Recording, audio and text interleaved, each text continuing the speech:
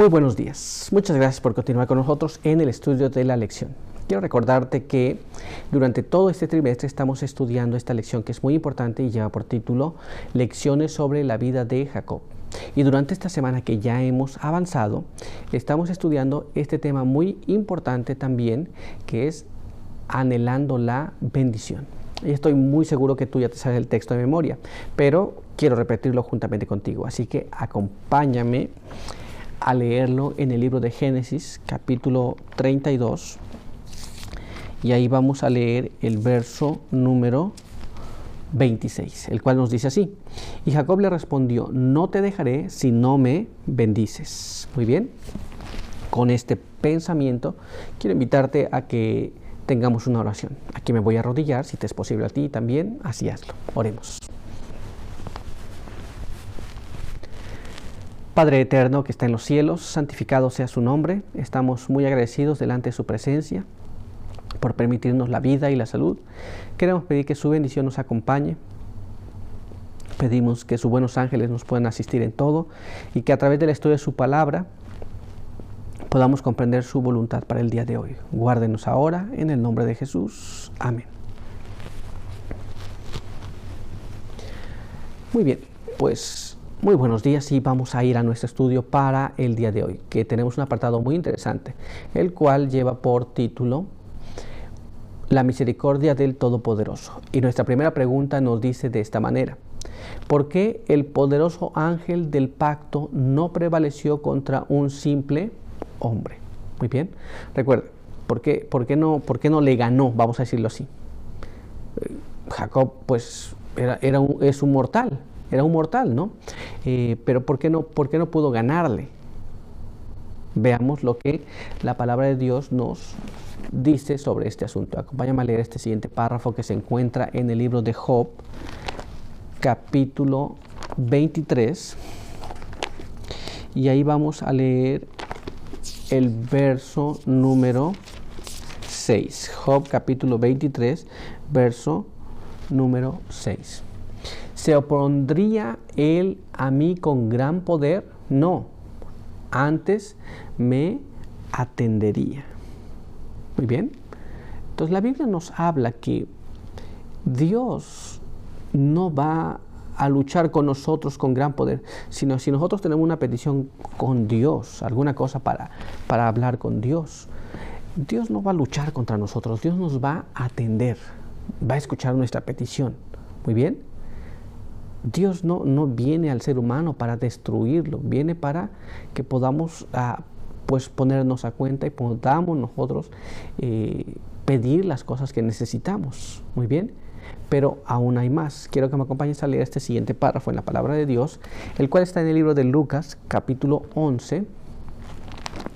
Lucas, capítulo 11, y ahí vamos a leer el verso número 13. Mira cómo dice: y si vosotros siendo malos sabéis dar buenas dádivas a vuestros hijos, cuanto más vuestro Padre Celestial dará el Espíritu Santo a los que se lo pidan. Muy bien. El ser humano es malo y si somos malos, aun cuando nuestros hijos vienen y nos piden cosas, les damos aquellas cosas que nos piden. Pero Dios no es malo. Así que si cuando nosotros le pedimos el Espíritu Santo a Dios, o le pedimos algo a Dios, Dios nos lo concede. Muy bien. Pero vamos a ver lo que nos dice el Espíritu de Profecía en este siguiente párrafo. Está en The Sign of the Times, que fue escrito el 20 de noviembre de 1879. Y cuando el varón vio que no podía con él, la majestad de los cielos no prevaleció contra un hombre hecho del polvo de la tierra, un mortal pecador. La razón es que el hombre ha puesto la mano temblorosa de la fe en la promesa de Dios, y el divino mensajero no puede dejar a quien cuelga arrepentido, llorando, indefenso, sobre su cuello. Muy bien. Entonces recuerde que Jacob estaba clamando por las promesas de Dios, estaba pidiendo perdón por su pecado. Y el hecho que no prevaleció es por la única razón que él estaba arrepentido y estaba clamando las promesas que Dios le había hecho. ¿Se da cuenta? Esa es la razón por la cual no prevaleció el mensajero celestial. Pero aún hay más. Veamos lo que nos dice este siguiente párrafo. Mira cómo está escrito ahora. Su corazón de amor no puede apartarse del suplicante sin conceder su petición. Cristo no quiso dejarlo sin bendición cuando su alma estaba envuelta en la desesperación. Notemos que cuando está suplicante, y si nos encontramos en una situación similar, Dios no nos abandona. Dios nos da la bendición, aún siendo malos, aún estando en una condición deplorable. Dios nos ve con ojos de amor y nos ayuda en nuestra petición. ¿Nos damos cuenta? Pero vamos a ver qué más nos explica y quiero que me acompañes a leer este siguiente párrafo. Este está en Patriarcas y Profetas, página 197. Jacob se había asido con temblorosa mano de las promesas de Dios, y el corazón del amor infinito no pudo desoír los ruegos del pecador. Muy bien, entonces Jacob reclamaba esas promesas y Dios lo escuchó. Muy bien, Dios le escuchó. Ahora veamos lo que acontece enseguida. Así que acompáñame a nuestra siguiente pregunta. Explique el resultado de la lucha de Jacob y por qué su nombre fue cambiado.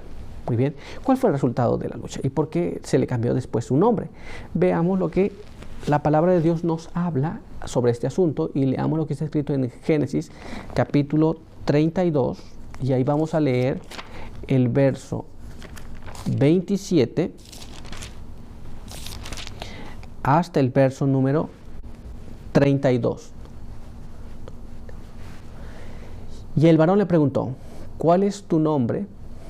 Y él respondió, Jacob. Y él le dijo, no te llamarás más Jacob, sino Israel, luchador con Dios, porque has peleado con Dios y con los hombres y has vencido. Entonces Jacob le preguntó, por favor, dime tu nombre. Él respondió, ¿por qué preguntas por mi nombre? Y lo bendijo allí. Y Jacob llamó a ese lugar Peniel, rostro de Dios, porque dijo, vi a Dios cara a cara y mi vida fue librada. El sol salía cuando Jacob pasó a Peniel y cojeaba de su muslo. Por eso hasta hoy los israelitas no comen el tendón que está en el encaje del muslo, porque Jacob fue tocado en ese sitio. Muy bien. Entonces, al final de este encuentro, se aferró a las promesas de Dios, ya dijimos, pero ahora le pregunta por su nombre. Y en ese momento le cambia el nombre y lo bendice. Y él también pregunta por el nombre de este ser con el que había luchado, pero no le fue dicho. En lugar de darle el nombre, lo bendijo. Muy bien. Y entonces le puso un nombre a ese lugar. Muy bien. Y le fue dicho que ya no sería más Jacob, pero sería Israel, pues ha luchado con Dios y con los hombres y ha prevalecido, ha ganado esa lucha. Pero vayamos un poco más allá y veamos lo que nos explica este siguiente párrafo que está en este material, hojas sueltas de la historia sobre este asunto. Veamos lo que dice en la página 131 y 132. El error que había llevado al pecado de Jacob para obtener la primogenitura mediante el engaño estaba ahora abierto ante él. No había confiado en Dios y en sus promesas como debía haber hecho. Se había vuelto impaciente y había buscado por sus propios esfuerzos lograr lo que Dios era abundantemente capaz de cumplir en su propio tiempo y forma. Muy bien. Entonces ahora él sabía su condición, ahora había visto su situación tal como era. Muy bien. En el pasado él no confió en Dios, él quiso conseguir aquello que Dios le había prometido y eso demostraba una falta de fe, pero ahora estaba completamente diferente. Pero veamos qué más nos explica este párrafo. Leamos lo que nos dice aquí. El ángel le preguntó a Jacob, ¿cuál es tu nombre? Y cuando Jacob respondió, dijo, no se dirá más tu nombre Jacob, suplantador, signo Israel, porque has luchado con Dios y con los hombres y has vencido. Entonces su nombre fue cambiado por ese evento. Muy bien.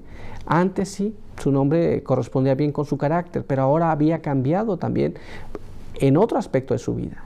Muy bien. Pero avancemos y leamos qué más nos dice este siguiente párrafo. Jacob recibió la bendición que su alma había anhelado. Su pecado de suplantación y engaño fue perdonado. La crisis de su vida había pasado.